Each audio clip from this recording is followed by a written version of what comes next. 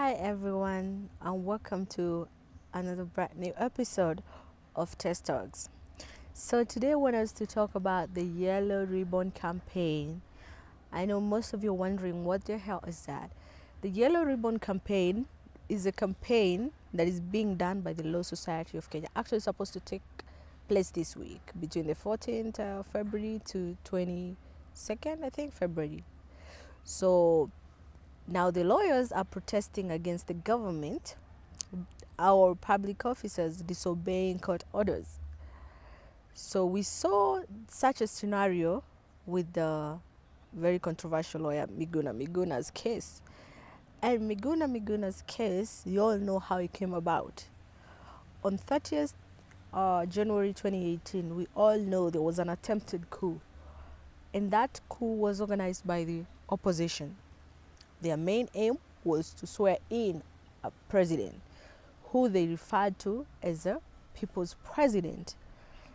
And so that if you go back to the law, I think the whole thing amounted to treason, which is not a very good thing to do because as you've seen in my previous videos, we talked about the swearing in of Uhuru Kenyatta and the elections being conducted twice and we have a legitimate president. So we saw NASA swear in a president who they called people's president. So what I do not support about the Yellow Ribbon Campaign, I will first analyze it into the pros and cons. So the advantage of this Yellow Ribbon Campaign is that it's going to show it's going to show that, obeying court orders is not an option. You have to obey court orders, which is a good thing. I'm a lawyer, I'm a litigator. That means I go to court and I argue cases, and I always want that the cases that I win or the orders that I get to be enforced. So disobedience of court orders is not a good thing. But then again, the disadvantages of this campaign is that the Law Society of Kenya somehow looks like we are being hypocritical.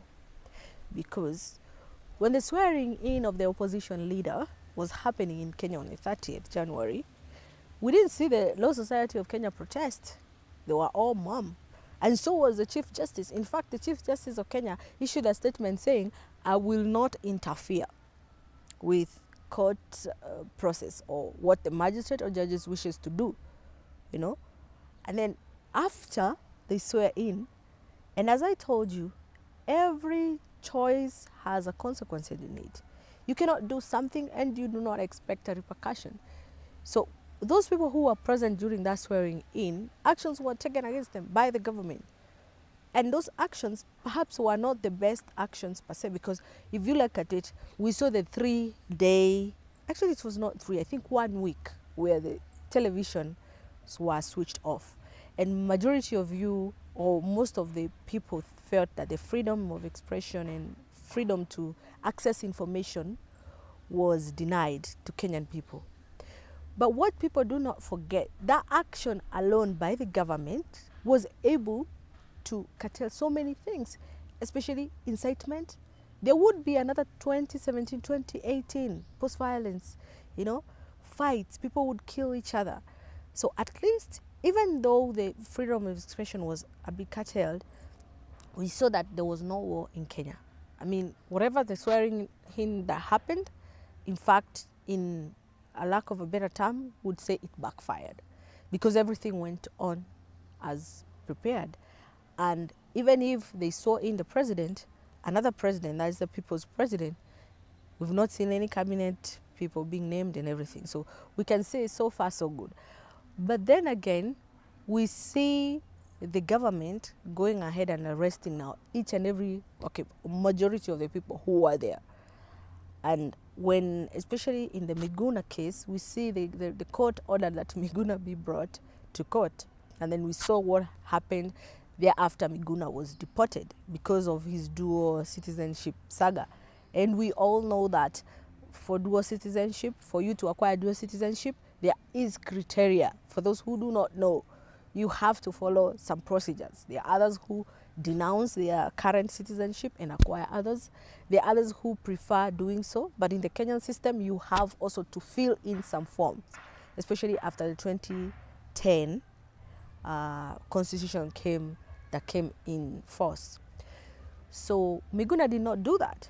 And so the government saw, what else should we do? Let's deport this person because he's here illegally. I know many of you would argue that Miguna is a citizen by birth, but the law is the law. If there is some legal procedures that are supposed to be followed and they were not followed, then you cannot come back and cry for and say that the government should do A and B and C. And then we see the Law Society looking like part of some opposition, or now we do not stand for the law, because I would have advocated for this yellow campaign if it was during that swearing in process. The time the opposition was saying, look here, we don't agree with the elections that took place, but we're going to swear in our president. So I expected at that particular time we would see the Law Society of Kenya saying something. We would see the Chief Justice saying, hey, look here, I swore in the legitimate president, so I don't feel like swearing in another president now. But there was nothing. Everybody was silent. So now when the government decides to give a crackdown to all those people who participated in this swearing in, so Law Society comes in. So sometimes as lawyers, we need to take a stand. And fortunately or unfortunately, we have an election on the 22nd February 2018 for the lawyers. So at least the Law Society and the lawyers will be able to choose their leaders. And I hope we are able to choose leaders according to what has been happening lately, so that we know exactly not to choose a leader who is very, very either pro-government or anti-government. You know, we need to stay neutral and we need to uphold the rule of law the way it's supposed to be upheld. Not 1 minute we look like we now sympathizing with the opposition, and the other minute we look like we do not know what to do. I know there was a case where we protested as lawyers, the Willie Kimani case, where we saw an advocate get killed together with his client. I was supporting that fully because I saw that's a good cause, you know. This is a lawyer who was doing his work and he got killed in his line of duty. So any protest against such killings is in order.